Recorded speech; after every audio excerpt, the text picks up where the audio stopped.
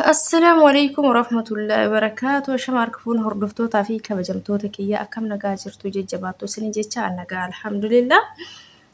Warroonni mana kanaaf haaraa taatan subscribe godhaa, like godhaan isin jedha. Akkasumallee warri maatii taatanii jajjabeessaa jirtan galatoomaan isin jedha hundumti keessanuu. Egaa ka hadhame waan barumsa isinii ta'a jedheetiin dhufe keessattuu ijoollee mana madaamii jirtan warri mana koontiraataa jirtan jechuudha. Viidiyoon kun isin ilaalataa sirriitti na dhageeffadhaan isin jedha. Hin jirjiran haga dhumaatti dhageeffadhaan isin jedha. Innis maal seetanii warri mana xalabaa jirtan warri mana koontiraataa jirtan jechuudha. Akkuma anaa kana warri keessattuu jechuudha.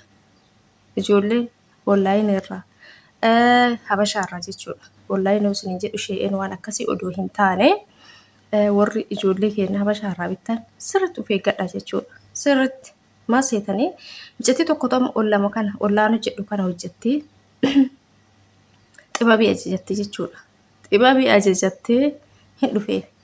Xibabiin gaafa dhufuu fi jallisaa bakkee irratti hodhamu sun diizaayinii irrumaa gadi bu'ee citeetumaa jechuudha. Moofaa akka itti dhiitanii godhatanii bakka sargii kaaniin deemanii jijjiiranii isaan immoo godhata kan orrumaa gurgurkuun jijjiiranii asiin shiroon kun tuqee asiin boora asiin diimaa kana fidanii mijattii yoo oliin seentee birrii kafaltee direebariin deemee oliin seentu carqiin akkas jira. Ganaa sagalee keettee fi maali carqina tanaa ergitee beemoo faadhaa sila jijjiirtee naa ergitee carqii haaraa naan ergine kan beeksistu sannaan ergine jettee. Gaafa isin kana jettu kamati filatte si ergee afaan kee baniini jettee bilook nama isin asirra beeytan jechuudha. Tokko kanarra nama ijoolleen baay'een beeytan jechuudha. Footoo baasuu hin barbaanne. Akkasumallee isin tokko caammaa fi jaaketti ajajattee hin dhufee fi gaafa dhufuu fi jaakettiin ta'ee haa ta'u caammaan asii mogolee bira gad darbuu dide jechuudha. Hin qabe itti ta'uu dide. Naa jijjiirtaa jetteen gaafa isin jettuun direevarii kafaltaa jetteen ishee haa ta'u kafalee naa jijjiirtaa jetteen. Gaafa isin kana jettus maal gootii asitti garagaltee bilook goote jechuudha. Isin durumaayyuu uffanni akka irra deemu barbaadde jechuudha. Innaa kanaaf ijoolleen keenya waan akkanaa irraa of eeggadhaa. Isin qooyi ka jirtan mana madaamii keessa mana xalabaa jirtan. Jirtan mana xalabaati. Sanuummoo dhussitanii ajajattan qallitti teessanitti hin himattan jechuudha. Maaliif hin himanne isin? Dhoysitanii silaa birrii jettanii warri ajajjan jechuudha. Isin garuu isin argiti isin waan isin argine seetan malee isin argiti isin hubatti jechuudha. Maaliif isin gabbaatanii dhoysaan irraa fudhattanii daftanii waliin deebitanii yoo akka keessanii kaameraan isin eeguu maal hojjeta? Maal hojjeta inni maal hojjeta? Daqiiqaa meeqaa akka ati makiinaa sin bira dhaabatte? Maal akka ati fuutee olii seente? Isin mana haa jiraattu yoo haa raftu yoo quba si qabdii bara. Kanaaf ijoolleen keenya waan ajajattanis isaanii mari'ataa ajajadha. Qallitti teessanii mari'ataa ajajadha madaamii teessan jechuudha. Kanaaf ijoolleen keenya ofii ka jirtan mee eessan dhaquuf dhoysitanii isii dhoysitanii ajajattan fakkeenyaaf carqee wayii isin bareede isii dhoysitanii ajajattan ofii kontiraata keessaniif hin eeganaa waggaa tokko keessa jirtanii yookaan odoo waggaa lamaayyuu fixxanii kagaluu heddan ta'e. Haga waggaa tokkoo kana shaanxama keessa carqima shaanxaa keessa keettanii shaanxaa keessa taa'uuf birrii keessanis baastanii carqii shaanxaa keessa moofee gizee isin godhachuu barbaaddanitti faashiniin isaa darbu.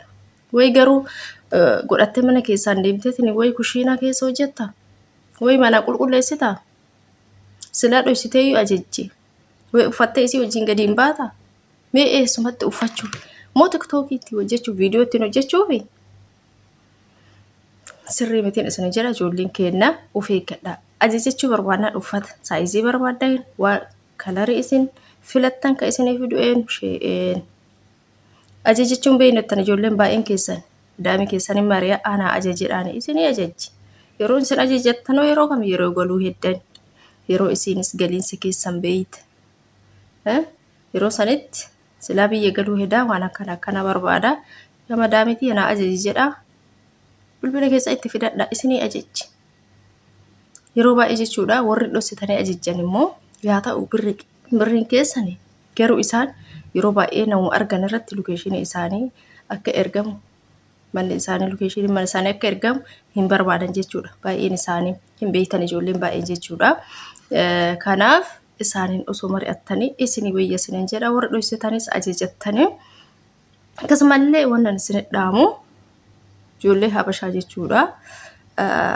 Dhugaa rabbi ufumaa gabayaa ofirra cufaa jirtan jechuudha isin warri hojii hojjetaa jirtan ijoollee uffata hin fiddanii uffanni sun yoo ta'uu fidide hin jijjiirtan sanuu dachaa lama direevarii hin kafallaanuu jijjiirraa jedhan hin jijjiirtan biloogii gootan akka waan uffanni sun isinirra hafee akka uumatti narraa bayaa uffannummaan kun akka waan ta'ee wayii jechuudha deebistanii jijjiirtanii uffata san jarri maal godha hin gatammoo hin uffatammoo sila birrii itti baasanii akkam godhan yaaduu qabdan isin jedha isinillee warri bittan odoo deemsi keessan hin gahin uffata ganaa shaanxaa keessa taa'uuf sanuu uffata gaarii isinii fidan sanuu saayizii keessan isinii fidan yoo galuuf taatan gisee galuuf kaatanitti fudhattanii biyya galuu yoo heddan ta'e madaami keessan nageessi yoo jettaniin isin hin diddu isin kamiyyuu nama geessiti jechuudha madaamun hin didan maalumatu birrii keessan uffata shaanxaa keessa keettaniif ganaa waggaa tokko waggaa lama kontiraata sanuu yookaan dabalatta yookaan galtaan beekamu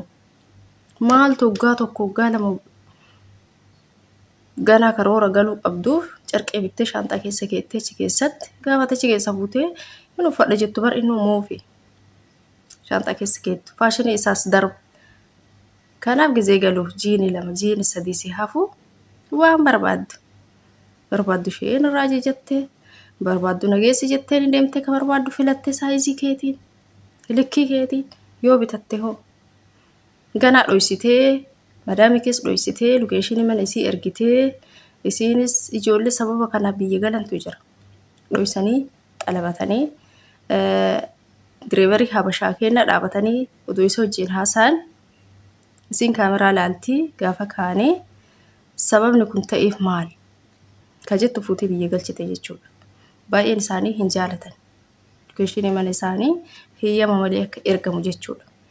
Kanaaf warra akkasiifaa of eeggadhaan isiniin jedha ijoolleen keenya warri dhoysitanii ergitan ittiin mari'aa dursa ittiin mari'aa aatiin uffata xalabachuu eda yaa madaam natti bareede carqiin kun xalabachuu barbaada jedhiin heeyyamsiifadhu sin diddu.